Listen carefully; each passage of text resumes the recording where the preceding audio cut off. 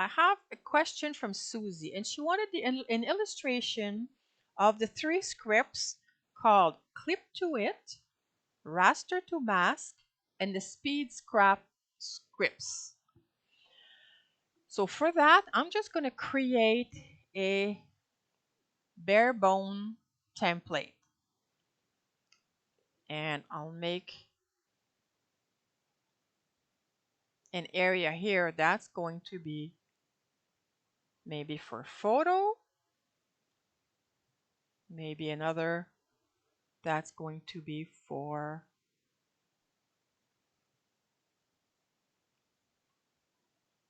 maybe an element. I'm going to make a different color. And I'll use, let's see, the freehand selection tool.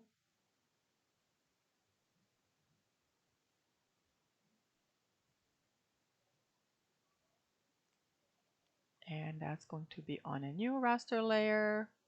And let's say this is going to be a paper.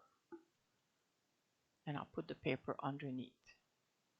Okay, so not very fancy, but just gives an idea.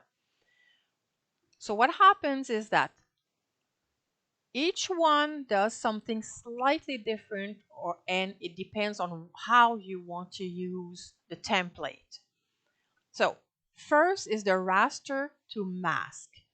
So for the raster to mask is that it's going to take this shape and turn it into a mask.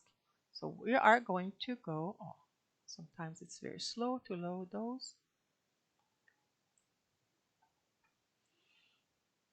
So the raster to mask will simply convert that shape to a mask, and that's it.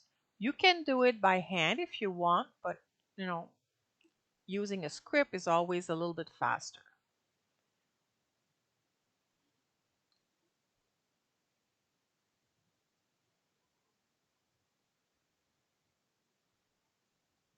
So if I go to the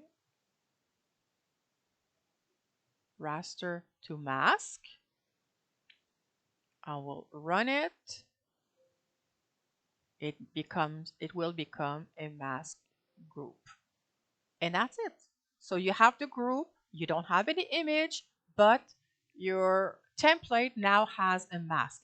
This is what I'm using very often when I create the templates on the lab, so that you can just put the photo quickly on top of this layer, and that's it. So that's what the raster to mask does. Now, the clip to it will actually use an image, but an image that you have put there. So I'm just going to add a photo. Let's go.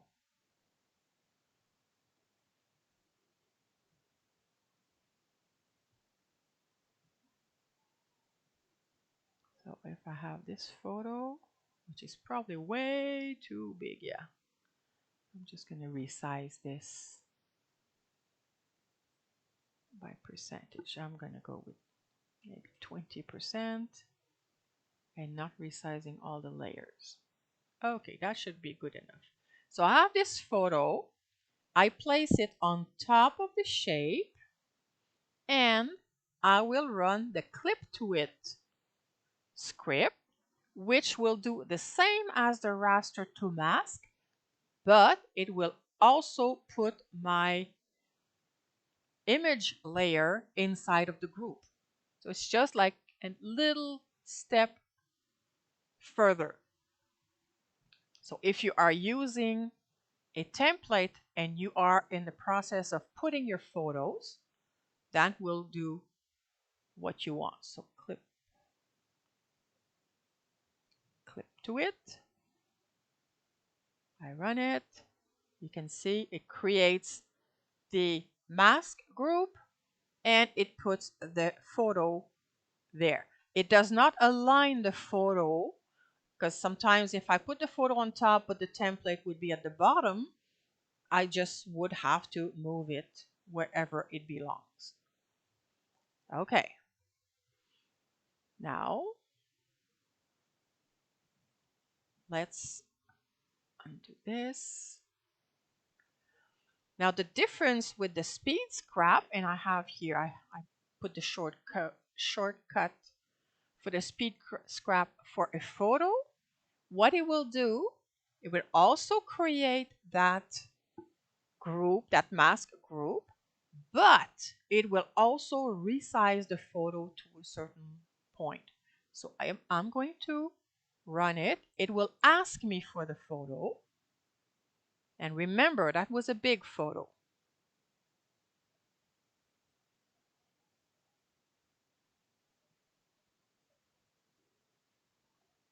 Okay, so you see how it did measure and it did shrink down my photo. Not completely to size, because sometimes you don't necessarily want the whole thing, but enough for you to manipulate your photo and size it down if you want, arrange it, rotate it if you really want to, if you don't want to have your water on your desk, etc. So that is the difference.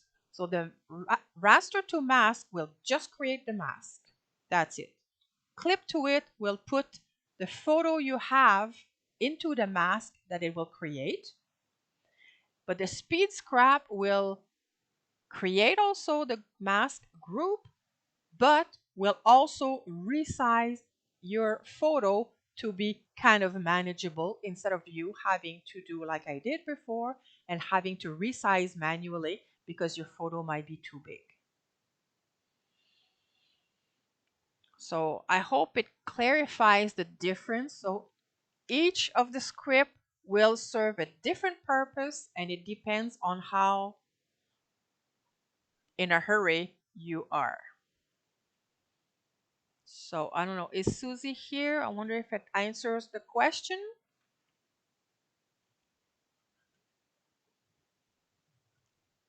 Maybe she's not here. Okay. And this will do the same thing for a paper or an element. And for the paper, I think it will not resize because a paper is usually full size. And for the element, it will also replace it. It's not going to create a mask group. It's just going to replace and resize the element to match whatever it's here. So let's see if I do the speed scrap for an element. I'll go here and it will ask me what element I want. So let's go basic course. I have some kits. I'm not too sure. Elements. Let's say I want to use this flower.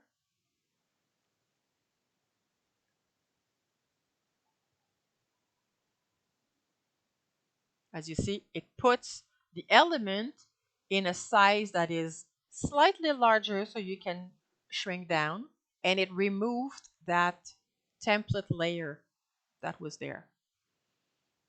So it can go very fast. If you do have a cluster, for example, and you have several elements, instead of going opening, closing, resizing, copying, pasting, this will do all that for you, which is why they're called speed scrap. And for the papers, the difference being, let's go again, and I'm going to go for papers. And I have, if I choose this paper, it does not resize, but it creates the group. Now it's not showing here, it's just below. And you can decide to merge the group or not. You know, when it's a paper, you don't have to usually to align just as much as you would for a photo.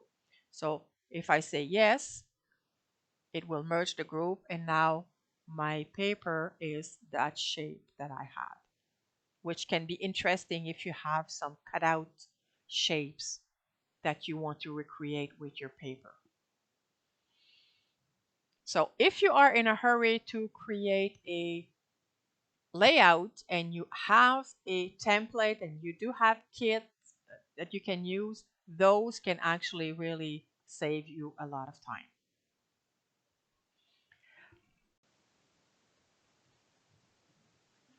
Hey there! I hope you found this information helpful. If you're curious to dive deeper and explore more about PaintShop Pro, we've got a wealth of resources waiting for you in our membership area. There, you'll find in-depth classes, workshops, Q&A sessions, and much more to help you enhance your PaintShop Pro and digital scrapbooking skills. Feel free to check it out. The link is in the video description below. Thanks for watching and see you in the campus!